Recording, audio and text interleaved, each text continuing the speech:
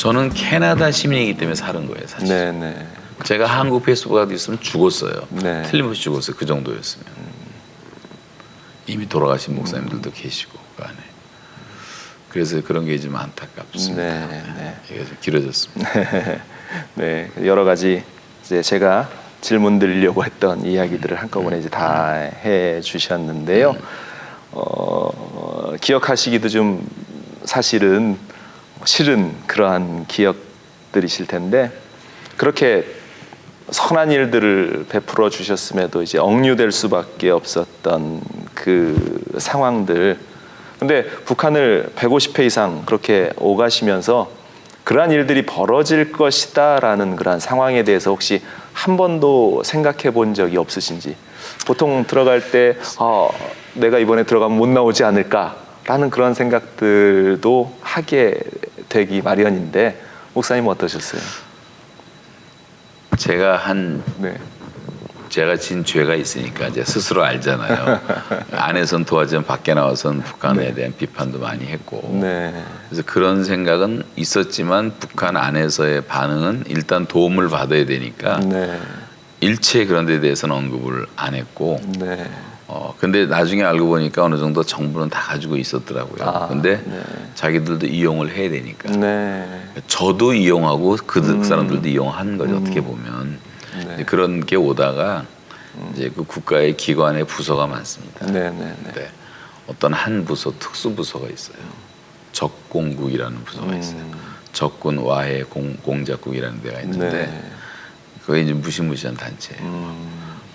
청와대 폭발시키는 거, 미얀마 폭발시키는 거, 대한항공 떨어뜨리는 거 이제 다 거기서 지령을 내리는 건데 거기에 있는 팀들이 아마 그 해커들을 통해서 제가 미국에서 했던 그 어떤 세미나의 내용들을 듣고 이 상태로 안 되겠다 해갖고 제가 다녔던 부서하고 이제 붙었어요. 파워 스트러글이 일어났는데 이게 밀린 거죠.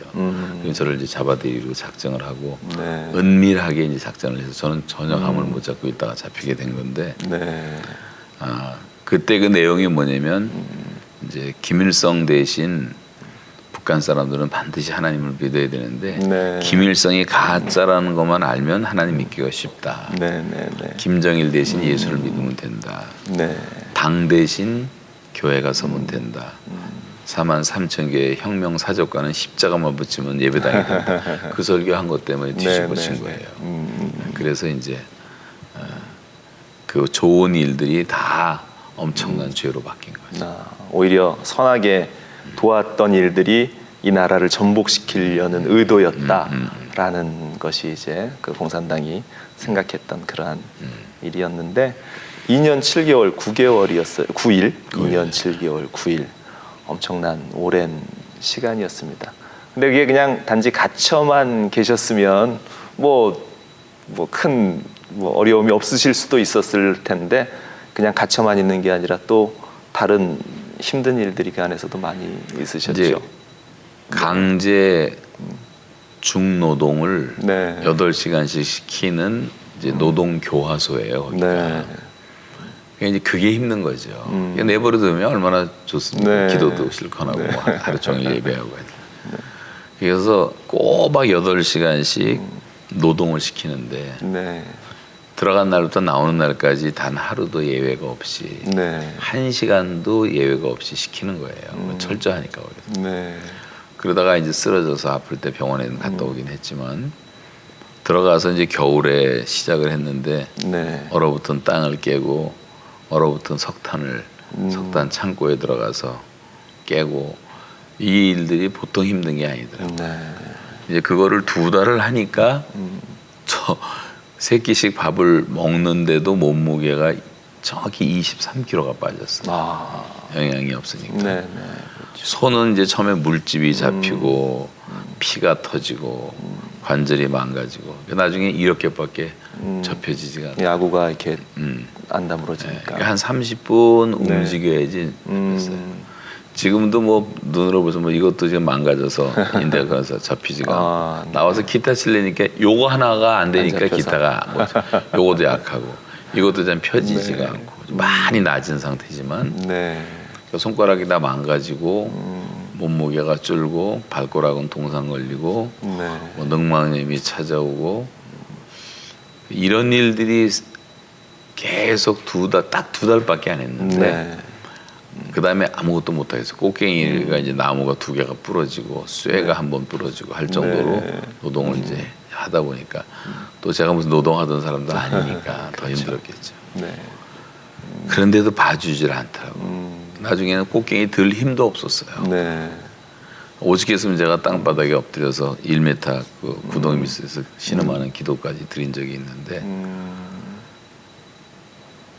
그렇게 하다가 이제 기도하면서 하나님께 이제 감당치 못할 시험을 안 주신다고 했는데 네. 피할 길을 주십시오. 이제 그러고 병원에 들어가게 달라고 기도를 했는데 네. 북한 정부가 계속 허락을 안 하다가 2월 16일 그때도 추워요. 네. 2월 16일이 제 생일인데 아, 네. 김정일 생일도 2월 16일.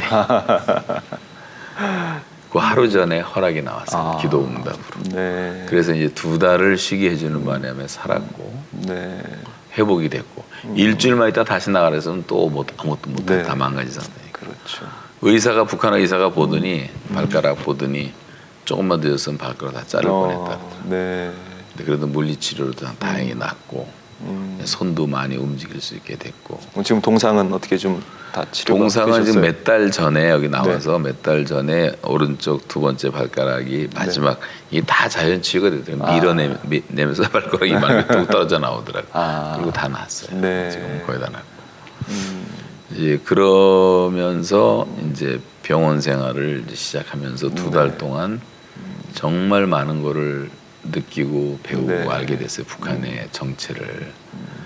뭐 근데 이제 그때 감사했던 것은 성경책이 없어가지고 혼자 예배를 이렇게 드렸는데 이제 하나님의 은혜로 그 CNN 방송에 나간 다음에 이제 성경책을 제가 보고 싶다고 얘기를 했는데 외국 사람들에게만 허락을 해줘요. 다행히. 그래서 성경책이 도착을 했고 그래서 병원에서 뭐 잠자는 시간 빼놓고는 거의 일은 안 하니까 하루 종일 성경 보고 성경책 읽는 것은 허용이 허용이 됐었나 됐어요. 봐요. 네. 성경을 목회 30년 할 때보다 더 많이 봤죠. 사실. 그렇게 해서 이제 성경책 오기에 너무 감사했고 뭐 별별 사건들이 많았습니다. 하나님이 은총의 표적을 많이 보여주셔가지고 제가 혼자 밥을 3,000끼를 먹다 나왔는데 똑같이 먹었는데 딱 한 번 그 생일날 저녁에 들어가자마자 병원에 진수성찬을 한번 간수 하나가 갖다가 주더라고요. 평양의 어떤 식당에서 꿈 같았어요. 막 10대까지 반찬이 있고 얼마나 맛있게 먹었는지. 제가 기도할 때 땅바닥에 엎드려 기도할 때 하나님의 표적을 보여달라. 은총의 표적을 보여달라. 서프라이즈 패키지를 만들어서 나를 놀라게 해달라. 제가 지금 동교태 같은 기도를 드렸는데 성경책에 도착하죠. 진수성찬이 나오죠. 하루 전에 허락이 나죠. 2달 동안 쉬게 했기 때문에 다 회복될 수가 있었죠. 그때 이제 제가 하나님의 특별한 뜻이 있구나. 그리고 이제 감옥에서 첫날 밤 꾼 꿈이 꿈 얘기 길어서 못 하겠는데 그 꿈의 꿈대로 다 이루어졌어요. 모든 것이. 그래서 하나님이 어느 정도는 제가 알도록 하셔갖고 이게 좀 길어질 것이라는 것도 예측했고 어느 날 하나님이 주권으로 나를 건진다는 것도 꿈속에서 다 명확하게 보여주셨고 내가 가는 길을 오직 그가 아시나니 그가 나를 단련하신 후에는 내가 정금같이 나오리라. 그 말씀을 계속 주셨는데 그게 꿈으로 나온 얘기를 뭐 지금 다 할 수가 없어서 좀 아쉽네요. 목사님 2년 7개월 그 기간 동안 목사님께 버틸 수 있으셨던 그 힘이 첫날 들어갈 때 하나님께서 주셨던 그 꿈이 어떻게 보면 목사님이 하루를 버텨낼 수 있는 그러한 힘이 되고 또 하나님의 응답이 된 것 같네요. 요셉이 그 꿈 하나 때문에 노예 생활도 이겨내고 감옥 생활도 이겨내고 그 말씀 가운데 연단됐다고 시편에서 말한 것처럼 그게 그렇게 힘이 됐어요. 힘이 됐고 그다음에 거기서 성경책을 읽을 수 있다는 게 너무너무 힘이 됐고 노동하면서 계속 기도를 배워가지고 우리가 노동이 기도라고 하는데 그래서 저는 북한의 감옥 생활은 저한테는 거의 완벽한 수도원이었어요. 네. 그래서 그게 평생 잊지 못하는 가장 큰 축복이 됐고 선물이 됐어요, 저한테는. 그래서 한 번도 이렇게 제가 낭망하거나 좌절하거나 하지 않도록 기도와 말씀에 깨어 있으니까 뭐 힘은 저절로 나는 거고, 그런 이제 제 모습을 보고 변화되는 간수들, 상담하는 간수들, 또 저를 재판하려고 조사했던 사람들도 변화되는 모습. 저를 조사하려니까 죄다 그 인터넷에서 끄집어낸 제 설교만 읽잖아요. 설교만. 설교를 잡아야 되니까. 근데 설교라는 게 뭐 다 하나님 말씀이니까 변화가 되더라고요, 사람들을 보는 가운데. 그래서 그것도 참 하나님의 놀라운 또 섭리라는 생각도 들고. 구체적인 얘기를 하면 재미있지만 하여간 별별 일이 다 있었습니다. 선생님, 그 안에서 또 갇혀 있는 동안 하나님께 많은 기도를 드리셨을 텐데, 사실 그 기도가 하나님 나 이곳에서 좀 풀려나게 해주십시오 뭐 이런 기도만은 아니셨을 것 같아요. 어떤 기도를 가장 많이 하셨어요? 처음에는 뭐 완전 공포의 분위기고 무서웠고 고독했고 너무 당황스럽고 재판은 너무 억울하고 너무 모순되고 말도 되지 않는 이런 상황이 갑자기 닥치니까 사람이 이제 감당하기가 힘들었지만 제가 안에 들어와서 그 널빤지 같은 침대에 잠깐 앉아서 묵상한 것이 뭐냐면 첫날 밤 감옥에서 예수님의 고난을 생각했어요. 예수님의 재판을. 예수를 생각하라 그래서 생각해 보니까 하나님의 아들이신 그분이 받았던 재판처럼 모순되고 억울한 게 없고 잔인한 게 없고 침 뱉고 뺨 때리고 뭐 살점 떨어져 놓은 채찍에 맞고 십자가. 그 주님을 생각하니까 내가 받은 건 하나도 별것도 아니더라고요. 그러면서 막 100톤, 500톤 되는 게 무거운 중압감이 나를 누르고 있었는데 이게 싹 한 번에 사라지고 하얀 깃털 같은 것이 하나 내 어깨에 내려와서 이게 앉는 것처럼 가벼움을 느끼면서 편안한 마음을 주시더라고요. 그리고 이제 잠에 들어서 그 꿈을 꾸게 된 거예요. 편안한 잠을 그 수용소에서 자기가 어려운데. 어렵죠. 첫날이고. 막 그냥 뒤통수를 때리고 고개 숙이라고 소리 지르고 막 포악스럽게 할 때인데. 근데 그날 밤에 간단히 말씀드릴게요. 꿈 얘기를. 호랑이 머리가 나타났어요. 큰 호랑이가 나타났는데 뭘 먹고 있는데 침을 질질 흘리고 음식을 흘리고. 그런데 그 앞에 제가 딱 떨어지더라고요. 조그만 존재가. 근데 호랑이가 뭐 삼켜버리면 그대로 먹을 수 있는데 저를 먹지도 않고 바라는 보는데 접근을 안 하더라고요. 근데 뒤에 보니까 무슨 굴 같은 게 하나가 있어요. 그래서 슬슬 뒤로 이제 그 굴로 들어갔죠. 깜깜한 굴인데 걷다 보니까 그냥 엄청나게 긴 길이었어요. 그걸 한참을 걷다가 또 오른쪽으로 꺾어지더라고. 꺾어져서 한참 걷는데 예수님의 손이 딱 이렇게 나타나더니 땅 속에 있는 저를 이렇게 들어서 이렇게 올리시더라고요. 올려서 땅 위에 내려놓는데 보니까 아주 평화로운 숲이 우거지고 강물이 흐르는 곳인데 그 예수님의 손 안에 들어있는 내 모습이 금 두꺼비의 모습이었어요. 왜 두꺼비가 갑자기? 그 사람들은 이해를 못하지만 저는 그 꿈을 꾸는 순간부터 해석이 되기 시작했어요. 이 큰 머리 호랑이는 누구며 그 땅속 깊은 곳은 한참을 가는 걸 봐서 꽤 오래 가겠다는 생각도 하게 됐고, 예수님의 손이 나타난 것을 봐서는 하나님의 절대 주권으로 언젠가 나를 건질 것이라는 확신이 왔어요. 그래서 그 때를 이제 기다린 거죠. 주님의 손이 나타나는 때를.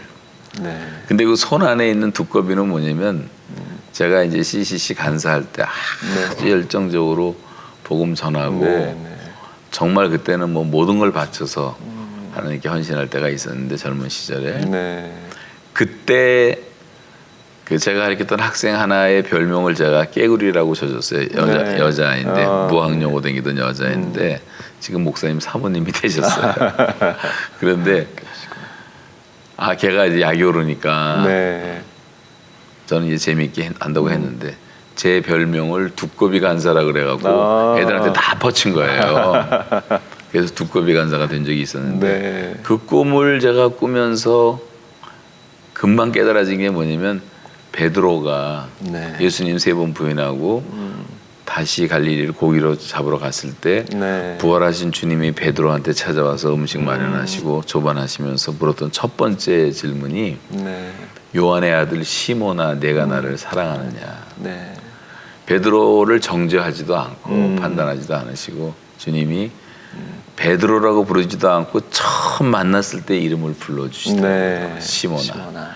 그 시몬일 때는 물고기 잡아서 주여 저는 죄인으로서이다 저를 떠나십시오. 네. 이렇게 하시고 그 다음에 베드로가 한 것이 뭐냐면 나를 따라오너라 사람 나노부가 되게를 했을 때 네. 그물을 버려두고 배를 버려두고 부친을 버려두고 주를 쫓으니라. 그래서 네. 전폭적으로 주님을 이렇게 따랐잖아요. 네. 그 생각이 이제 나면서 하나님이 내가 젊었을 때에 그 순수했던 첫사랑을 회복하기를 원하시는구나. 네. 그 메시지를 받고 네. 수도 생활 하듯이 하면서 철저하게 회개하고 네.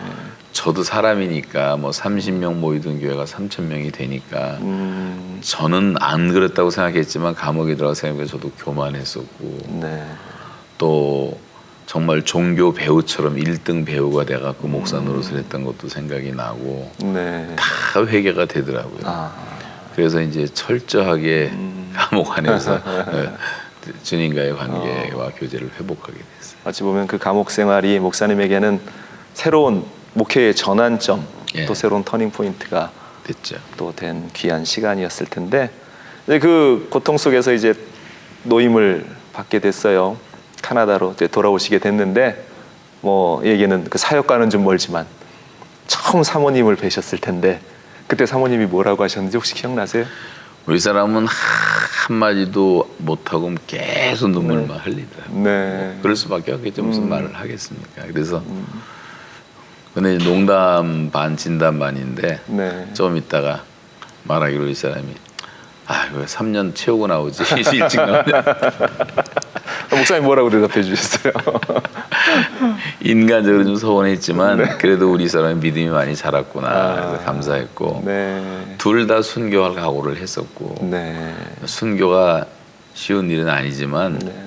그 고난이 이제 계속 되다 보니까 저희 어머니 94세, 저희 원로 목사님 97세, 저희 네. 집사람 뭐 잘못하면 다 못 보고 장례식도 못 참석 못할 것 같고 걱정이 네. 됐었는데 뭐 조금 있으면 다 천국에서 볼 사람들인데 하니까 하나하나 포기가 되더라고요. 네. 순교도 가능하겠다 이런 생각을 이제 하게 됐는데 네. 아직 자격이 없어서 순교는 아니죠. 제가 볼 때 하나님께서 우리 목사님에게 이제 그 전환점을 통해서 더 큰 사역을 하나님의 나라를 또 만들어가는 그 사역을 이루기 원하시는 것 같은데 예전만큼 이제 사역하시기는 북한에 들어가셔서 직접 사역하시기는 이제 어려워지셨을 것 제가 같아요. 이제 캐나다 정부를 생각해서 들어갈 수가 없고요. 지금은 네. 또 구치려오라고 그럴 수도 없는 거니까. 네. 그리고 제가 이제 추방은 못 들어가는데 5년 동안 석방이기 때문에 들어갈 수는 있지만 네. 지금은 때가 아니라고 생각하고 또 우리 네. 선교사님들 계시고 중국 사역자들이 다 일을 하고 있기 때문에 네. 저희들이 그 노인들 굶어 죽는 사람들은 계속 돕고 있습니다. 네. 여름 겨울 뭐 계속 돕고 있고 근데 고아들을 돕는 건 워낙 큰 프로젝트고 돈이 많이 들어서 네. 그건 일단은 지금 중지를 하고 있는데요. 이제 앞으로 할 수만 있고 열리기만 하면 네. 계속 그 사역을 하고 도우려고 합니다. 왜냐하면 제가 고난을 겪어보니까 18년 동안 주는 자라만 살았을 때 몰랐는데 네. 고통을 겪어보니까 북한 주민들이 이렇게 사는구나 더 절실하게 마음에 와닿더라고요. 네. 그래서 저한테 뭐 못되게 군 친구들도 있고 있지만 다 용서가 되는 게 그 네. 사람들이 그 땅에 태어난 죄밖에 더 있겠는가. 네. 또 시키니까 안 할 수가 없어 하는 사람들이니까 그만큼도 미워하는 마음이 없고요. 그래서 이제 좀 좋은 분위기만 되면 네. 이제 언젠가는 북한이 열리면 어차피 다 들어가서 해야 되는데 네. 도와야 되겠다. 지금은 이제 그렇게 돕고 또 우리 사람들을 통해서 돕고 있고 네.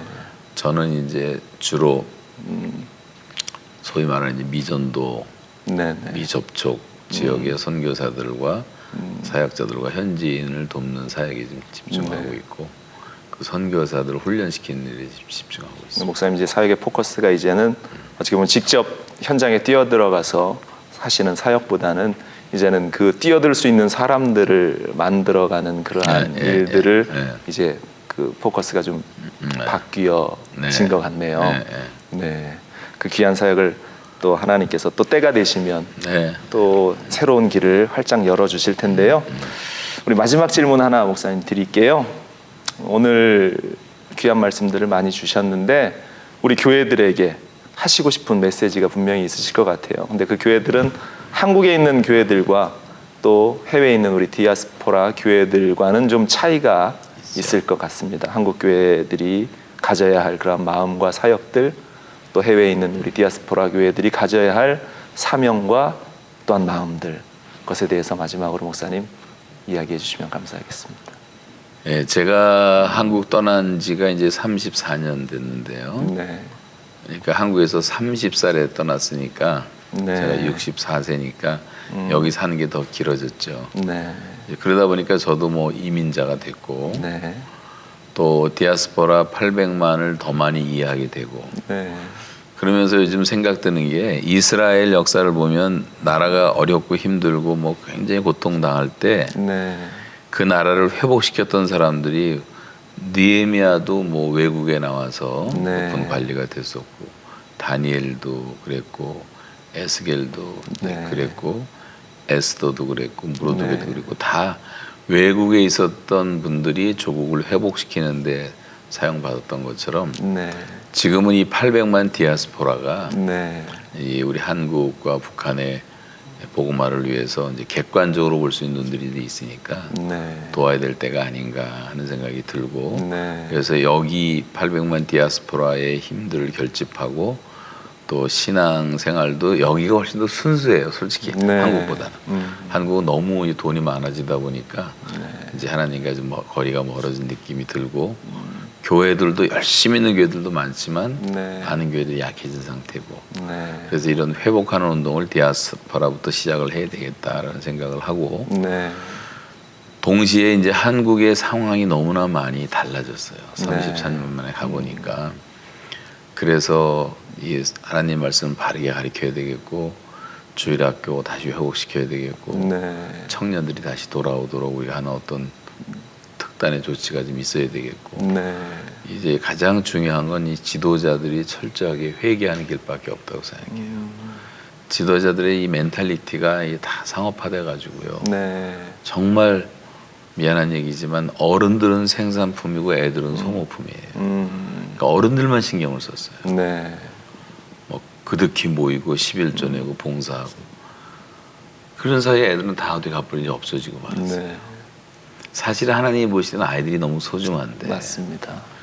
요셉 같은 한 사람, 다니엘 같은 한 사람, 에스더 같은 한 사람, 에스라 같은 한 사람, 디모데 같은 요 하나만 제대로 길러도 한 민족의 운명이 바뀌는데 지금 이제 한국 교회가 그런데 치명적인 실수를 하고 또 교회는 급속하게 고령화돼 가고 있고 또 사회도 마찬가지고 또 사회에 많은 지탄을 받고 있고 목회자들의 여러 가지 문제로 인해서 교회의 신뢰성이 실추가 되고 막 이런 걸 보면서 지도자들부터 철저한 회개 운동이 좀 일어나서 교회의 거룩성이 좀 회복되면 좋겠고 이제 교회의 본질이 회복돼서 정말 오늘 하루 동안도 매일 15만 20만 명이 세상을 떠나고 죽어가는데 정말 비상사태 이상의 전쟁 사태를 선포하고 열심히 전도하고 복음 전도자가 돼서 예수님처럼 목사님들 장로님들이 전도 안 하면 누가 합니까? 개인 전도를 해야죠. 입으로만 해서 되는 게 아니니까. 그렇게 해서 지금 영혼 구원하는 데서 적극적으로 더 힘을 써서 지금은 통일보다 중요한 것이 복음 전도라고 저는 생각해요. 예수님도 승천하시기 직전에 제자들이 와서 주님 이스라엘을 회복할 때가 이때이니까 물었을 때 그것은 너희들이 알 바 아니요 때와 기한은 아버지께 속한 것이다.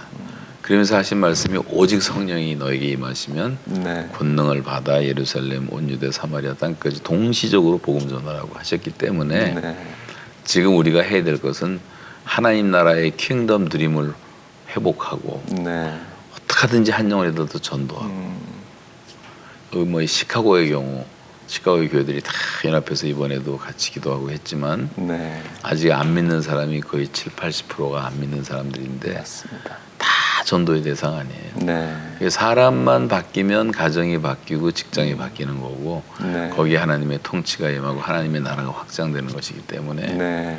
거기에 우선순위를 갖고 우리가 일해야 되지 않을까. 네. 그래서 한국 교회도 그렇게 돼야 되고 네. 해외 교회도 그렇게 돼야 되고 그러면서 이제 선교사 파송이 쫙 올라가다 지금 정체가 됐는데 네. 다시 올라갈 수 있도록 그래야지 하나님의 복을 우리 민족이 받지 않겠는가. 네. 그런 생각 많이 해서 지금은 굉장히 정치적으로 종교적으로 정말 위기에 있다라고 생각해요. 이단들이 네. 너무 많고 한국에 맞습니다. 지금 네. 영적으로 많이 혼란하고 정치적으로도 굉장히 혼란하고 네. 뭐 남북 통일에는 남남 통일이 더 심각해요. 지금 좌우로 너무 분리돼 있고 네. 기성 세대 차이가 너무 심하고 네. 또 가진 자와 못 가진 자의 또 차이도 심하고 그래서 이런 문제들을 교회가 정말 평화의 중재자가 돼서 이제 다 화해시키는 일들을 해야 되는데 교회가 어디 치우치면 안 되거든요. 네. 그래서 우리는 하나님의 말씀이라는 진리가 있기 때문에 좌로우로 치우치지 말고 정도로 걸어가고 네. 예수님이 앞장서서 가고 계시니까 네. 그 본을 보여주신 대로만 하면 되는 거거든요. 저도 북한을 열심히 도울 때는 많은 분들이 저를 보고 빨갱이라 그랬어요. 빨갱이. 빨갱이든 네. 노랭이든 신경 안 쓰고 뭐 아무 전혀 신경 안 쓰고 이제 했지만 북한에 딱 잡히니까 빨갱이라는 말은 싹 들어가 버렸어요. 네. 이 민중이라는 건요. 이렇게 다 요동치는 사람들이기 때문에 우리는 이 하나님의 진리의 도에서 흔들림이 없어야 되고 네. 예수님이 시키는 대로만 네. 지금 뭐 원수가 줄이고도 먹이고 굶주리고도 마시게 하라. 제가 그 말씀 한마디 갖고 북한 군인들을 먹이기 시작했어요. 네. 지금 군대라는 게 17살, 16살 때 다 강제로 끌려가는데 30살 돼야지 제대를 해요. 북한 애들은. 그러니까 10년 이상을 대개 군대에 있어요. 네. 먹지도 못하고. 황대영 씨의 증언에 따르면 고난의 행군 때 굶어 죽은 군인만 26만 명이에요. 네. 아이들이 얼마나 불쌍합니까? 내버려 두면 다 난징이 국가 되고 장애인 국가가 될 수가 있어요. 북한. 네. 제가 북한에서 아침에 군대 어디 갔다가 중국에서 나와서 점심 먹고 저녁에 김포에 와서 김포에 있는 해병 이사단 설교를 네. 했어요. 우리 기하고 자막이라는 네. 데로. 해병대 가니까 다 나보다 키가 커야 돼. 잘 먹어서. 잘 먹어서. 북한에 가니까 다 나보다 작아요. 네. 그렇죠. 이대로 나가다니 큰일 나겠다 싶어서 먹여놔야지 뭐 사람이 또 변하는 거니까. 네. 그래서 저는 북한 군대도 먹여야 된다고 생각하고. 근데 남한에서는 뭐 뭐를 모르는 사람들이 그러면 쳐들어오지 않냐. 뭐 말도 안 되는 소리인데 네. 사랑으로 정복하는 길밖에 없어요. 네. 우리가 그 선으로 악을 이겨야 되고. 네. 그런 면에서 지금 남한 교회와 해외 교회의 역할이 조금 할 역할이 좀 다르기도 하고 네. 또 합력해서 이제 마지막 통일 시대를 준비해야 된다고 생각합니다. 네. 목사님께서 2년 7개월 9일 그 억류 생활을 또 마치고 하나님께서 새로운 삶을 이제 새로운 생명을 하나님께서 허락해 주신 것은 분명히 하나님께서 우리 조국의 그 통일을 또 우리 목사님을 통해서 준비하게 하신 새로운 계획들이 시작되었다라고 저는 확신하고요. 우리 민족이 통일되는 그날에 아마 우리 임 목사님이 가장 선두 앞장서서 그 시간을 준비하리라. 그렇지 못하고요. 저는 한 가지 소원 기도가 그냥 네. 타다남은 막대기지만 하나님 불쏘시기라도 추운 날에 불쏘시기라도 쓰신다 그랬으니까 그런 네. 심정으로 일하고 있는 것밖에 아무것도 없습니다. 네. 오늘 귀한 또 은혜 말씀 함께 나눠주시고 간증해 주셔서 감사드리고요. 우리 시카고 모든 또 성도들도 목사님 사역을 위해서 함께 열심히 또 기도하고 또 주님의 일을 감당해 나가겠습니다. 목사님 함께 해주셔서 너무나 감사드립니다. 네, 감사합니다.